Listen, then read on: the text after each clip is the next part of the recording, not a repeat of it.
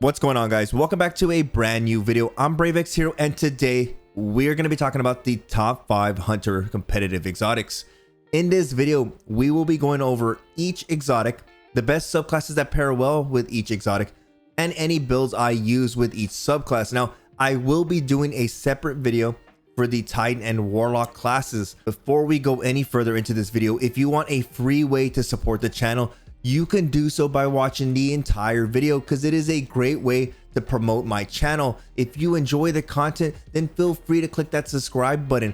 But without any further delay, let's get into the exotics. So starting off this list, let's begin with an exotic that many have probably forgotten about, and that is the Gemini Jester, which exotic perk is Misdirection.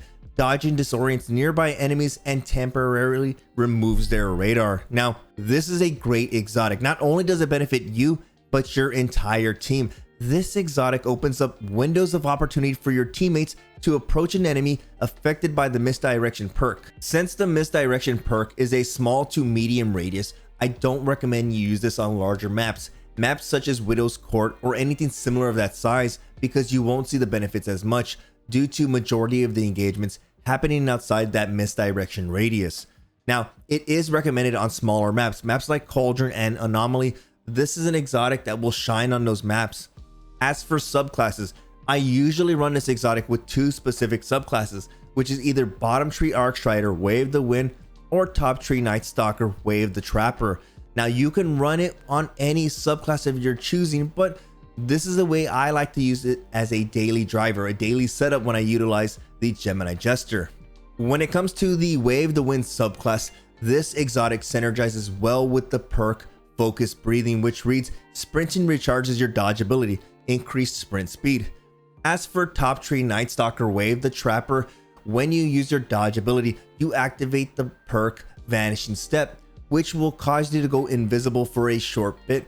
Pairing this with the Gemini Jester, it's like hitting your enemy with a double whammy, removing both their radar and their ability to see you. You look like the Predator out there. But at the end of the day, this is a great way to get the advantage on your opponent, going invis and taking their radar. Now, what type of playstyle do I use with this exotic? I tend to use a more aggressive approach. With this exotic and subclass, after using the Misdirection perk, I usually follow with a grenade and I clean up any target with a shotgun. So if you are going to be utilizing this exotic, I recommend you try to get in people's faces, because it is not recommended you use this with the sniper due to the fact that you have to get close enough to your enemy to disable their radar with the Misdirection perk. You can't do that with a sniper from far away. Now, switching gears and focusing on 100% dodging, we have the Sixth Coyote, which is one of the most versatile exotics in the game. For those who don't remember the exotic perk, it reads Double Dodge, which grants you a second dodge charge. Now, the reason this is ranked so well, it's due to its viability in the Crucible, most notably small team battles such as Survival and Trials of Osiris, where it's not so chaotic like a 6v6 match where you're going to be getting shot all over the place, but it can still do work. What I really like about the Sixth Coyote is its play potential. Being able to engage a group of enemies and being able to have 2 dodges ready to go, it's going to keep you in the game and alive. Another way to play aggressive with this exotic is to use it with an offensive melee, such as a smoke bomb or throwing knife. The ability to gain a full melee charge with the Gambler Dodge perk opens up a lot of opportunities for some really sick double and triple kills. Being able to engulf your enemy in smoke, secure the kill, then dodge for a full melee charge, smoke again, secure another kill, and repeat the process 2 times, that right there is a game changer all on its own, something that enemies don't expect. When you use this in the Crucible and you use it right, your enemies will not expect you to throw multiple smoke bombs, throw multiple knives. At the end of the day, using it in an offensive manner can get the job done. But not only that, using it as an escape method. You take some damage, you dodge. You take some more damage, you continue to dodge. Running the right subclass and you could stay alive. Now, moving into the subclass department, you can run any subclass and reap the benefits, but I found that 2 subclasses really excel with the double charge. One being Wave the Wind Bottom Tree Arcstrider, due to the perk Focused Breathing, which is going to assist you in reducing your dodge cooldown as quickly as possible. And the other is going to be Wave the Trapper. We went over the smoke bomb combo, but if you add invisibility to that is a huge benefit right there. Being able to go invisible twice is such a deadly move and your enemies won't expect it. They'll expect one invisible move, but they'll never expect the second one.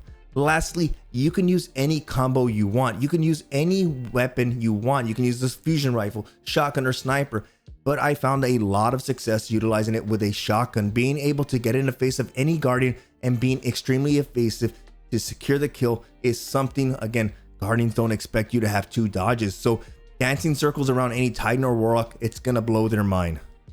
Now, I've seen a lot of hype returning for the Dragon Shadow, and for good reason. This is one of the most slept on exotics in Destiny 2. Players tend to overlook this exotic as a gimmick, but if used properly, it can enhance your gameplay by a lot. For those who don't know what this exotic does, the exotic perk is Wraith Metal Mail, which reads, dodging reloads all weapons and increases both movement and weapon handling speeds for a brief time. Essentially, if you dodge, you now have increased movement speed, and your weapons have quick draw snapshot and a faster reload. One last thing you need to remember about this exotic is you will never have to run marksman dodge to reload your weapons, since dodging automatically reloads your weapons for you, meaning you can use stuff like Gambler's Dodge, which is the superior dodge for avoiding attacks and enemies. Now, moving on into which subclass to pair with the Dragon Shadow, I personally enjoy pairing the Dragon Shadow with Bottom Tree Arcstrider or Wave of the Wind, and that is because of the perk Focus Breathing. When I'm sprinting, my dodge ability recharges much quicker. When I have Wraith Metal Mail active, I have plus 50 to my mobility. By doing so, by having those both perks stacked together, I don't have to focus too much on my mobility stat on my armor, thus allowing me to focus more on my recovery and resilience. This is what I like about the Dragon Shadow a lot. When I pair it with Wave of the Wind, I can focus more on other stats rather than my mobility. But if you are using subclasses with an offensive melee ability, it comes in handy a lot since you are using Gambler's Dodge, and majority of the time you are dodging near your enemies. This will recharge your melee ability, thus allowing you to throw 2 melee abilities back to back, like 2 smoke bombs, 2 throwing knives. Essentially, guys, when you have this active, you're using Gambler's Dodge. When you dodge near an enemy, you first want to initiate 1 smoke bomb, dodge near your enemy, 2 smoke bombs. Now you have the upper advantage by having 2 melee attacks like that. This is what I like about Dragon Shadow a lot. It is a universal exotic that can benefit every hunter subclass. To be honest, majority of the hunter exotics that are top tier are pretty much universal exotics that can benefit all subclasses.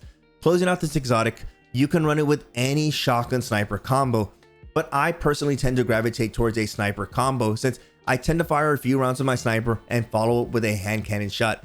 I utilize Wraith Metal Mail and start the process all over again. I end up dodging, and by doing so, I'll have all my weapons reloaded and ready to get back into the fight. In my book, Dragon Shadow is a top tier exotic, and if you aren't using it, you need to get your hands on one with the proper stats that you want and try it out. Now, this wouldn't be a hunter exotic tier list without everyone's favorite exotic, the Bones of Ao.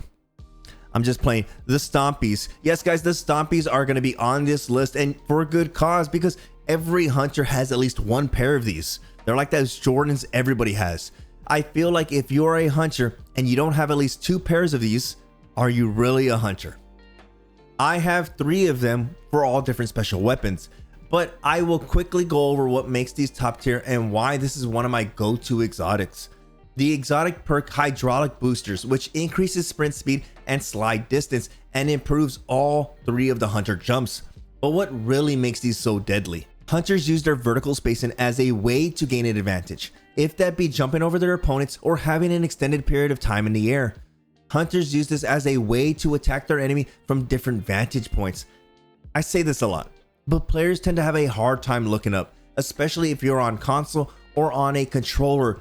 With an exotic like Stompies, you can go to the air with ease and clean up your targets before they even realize you were up in the air. Now, we aren't going to get too much into subclass pairing with this exotic because it is one of those universal exotics. It goes great with all subclasses, regardless of whatever subclass you are using. When you put a pair of Stompies on, you are enhancing your gameplay. Now, this is one of those one and only exotics that can be used offensively and defensively. With an increased slide distance, being able to stay low to the ground and avoid any damage is a huge benefit. But on the same note, being able to close the gap on an enemy with an increased sprint speed and slide distance can really make your enemy think twice about taking their eyes off of you. Now, moving on into our final exotic, I used to main Stompies, but as of late, I've seen myself gravitating towards the Wormhusk Crown. Now, I know some of you out there are probably rolling your eyes, but I promise you that if you use the Wormhusk in an offensive style, it can really help you snag those double kills. Now, for those who are not too familiar with the exotic perk of the Wormhusk Crown, the perk is Burning Souls, which dodging gives you a small health and shield bump. For me, I usually jump back and forth between the Stompies and the Wormhusk, but for survivability, the Wormhusk is great by giving you a small health bump. But if you are an aggressive player, being able to take down one target, then dodge for a health bump, then re-engage is a tactical play some players don't expect. Now, moving on into subclasses, this is one similar to the Dragon Shadow. If you use an offensive melee attack and you use Gambler's Dodge, having an offensive melee like a smoke bomb or a throwing knife and combining that with the health bump is a great tactic. I personally use Gambler's Dodge with a smoke bomb, which allows me to engage any target, utilize my smoke bomb, secure the kill, then dodge near the second target, get another melee back, another smoke bomb, and secure the second kill.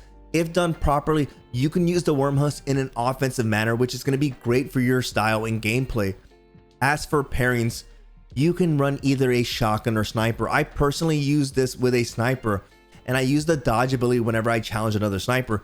When I challenge a lane that a sniper is in, if they deal damage to me by landing a body shot, I can dodge, get the small health bump, and I can actually take another body shot without dying. This is what I like about the Wormhusk Crown a lot. But if you are a shotgun player, getting up into an enemy's face, utilizing your offensive melee, throwing knife, smoke bomb, doesn't really matter. Being able to get a shotgun kill, clean up, dodge for the health bump, and then getting back into another fight, that's what makes great plays out there. And with that, thank you so much for watching. Remember, if you enjoy content like this, then feel free to hit that subscribe button for more, and don't forget to click that bell for those notifications. If you found this to be the type of Destiny content you like to see and you enjoy, then leave a like on the video. It'll let me know to bring more content like this to the channel. And also, if you haven't followed me on Twitch, I say head over there right now and you might be able to catch me live streaming. With that, you guys are awesome, and I'll see you in the next video.